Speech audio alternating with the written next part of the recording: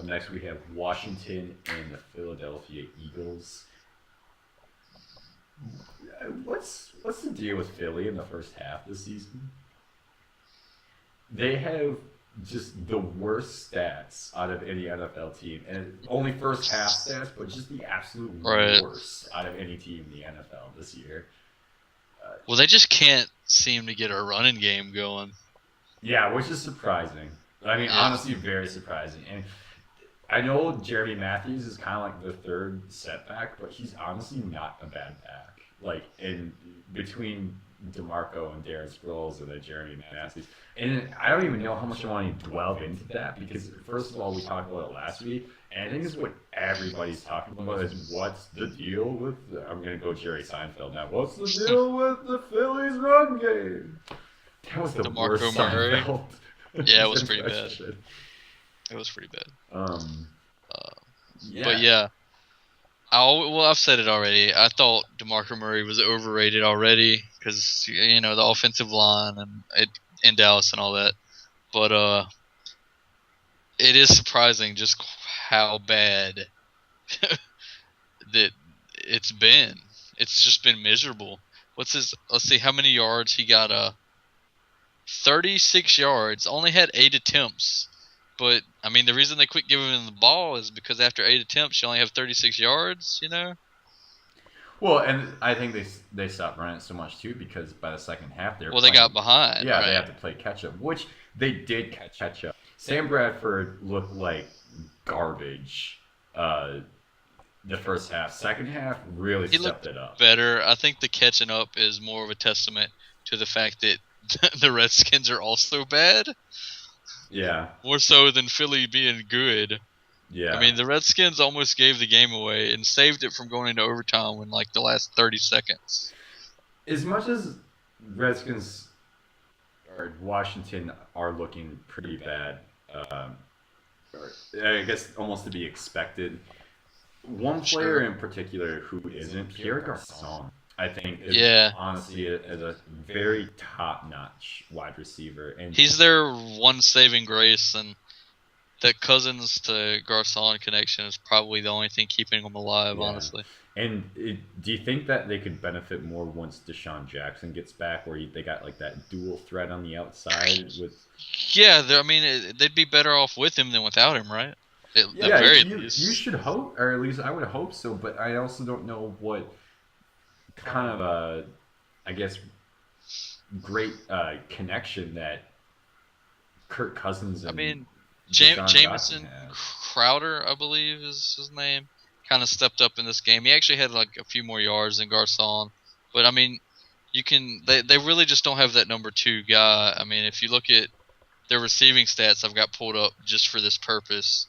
There's looks like 8 different people that he threw passes to, and none of them have a whole lot of yards. I mean, that can work. I mean, Breeze and Rodgers both spread the ball around. Oh yeah.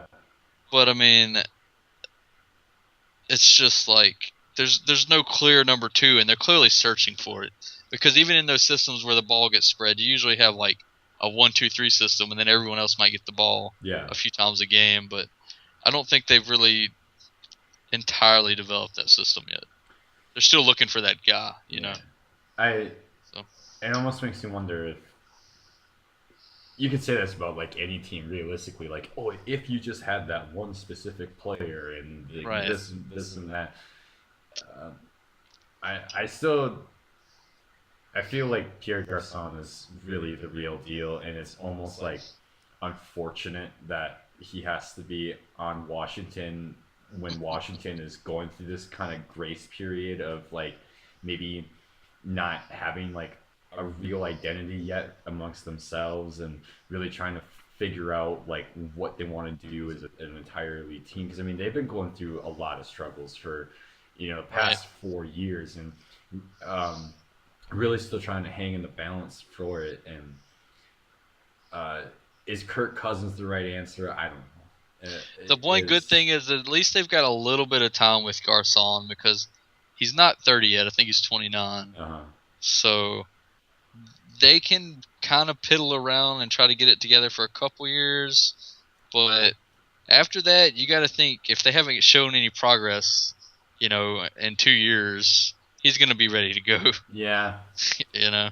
Or Deshaun Jackson's got to be kind of Oh getting up yeah. there too. So you wonder how much limited time you have with either one of them, and then Right. now have to restart again Right. once those two start getting to their ripe old age of 32. Yeah. Uh, both teams look pretty miserable, and they're just lucky they're in a close division where the Cowboys are so beat up and the Giants got off to a slow start. And the True. Giants are pretty beat up, especially on defense. True. So, And well, since you mentioned all the other teams in the division, uh, that's my Giants defense being beat up reference. So, um, oh, yeah. fuck you! I just caught it. If if you don't get the reference, like, comment, and subscribe. Just kidding. um, oh, that was pretty good. And very mean, but pretty good. A little mean. I, I kind of want to wrap up real quick. In like 30 seconds or less. What's the best way that you can fix Philly? I feel like you were like egging me on to say fire Chip Kelly, but I'm not gonna go that far. I actually wasn't. So if that's your I feel like honest that's what you were answer, setting me up to do. if that's your honest answer, I wasn't setting you up for anything. I just really wanted to know what your opinion was, and if that's I'm it, not. like I'm I'm not okay. quite that far on it, but he's definitely on the hot seat. So I don't know. I don't know how you fix Philly right now. Chip Kelly needs to figure out how to fix Philly, or he's gonna lose his job. Do you fire mid-season though? Like No, this? you let the season play out. I Yeah, think. I would think so. I mean, if they look lost like this, firing Chip Kelly right now, you might as well just admit defeat for the rest of the He season. has got them to the playoffs before, so let's just see how the season plays out. I would think if I'm the GM, and if he doesn't make it, then you fire him. Oh, he's definitely on the hot seat. I think. Yeah. I'm almost like sorry for Eagles fans this year because you look at what the Eagles had to offer last year, and Eagles are like, yeah, we can only get better from here. We can only get. What the fuck happened 2015? Right. Well, they missed the playoffs last year, didn't they? Yeah, they did, but yeah, they made it 2 years back to back, I think, and then they missed it. They did, but despite, I mean, we still had like Jeremy Maclin and LaShawn McCoy last year. Well, I think we went over 30 seconds. So. All right, well, might as well end up with that. We always go over time. No big deal. Cool. So if you would like to keep following us, you can go to our Facebook and Twitter pages there, and the links in the description below. And if you have any advice on how to fix Philly, give us a shout out. Please, anybody. You need to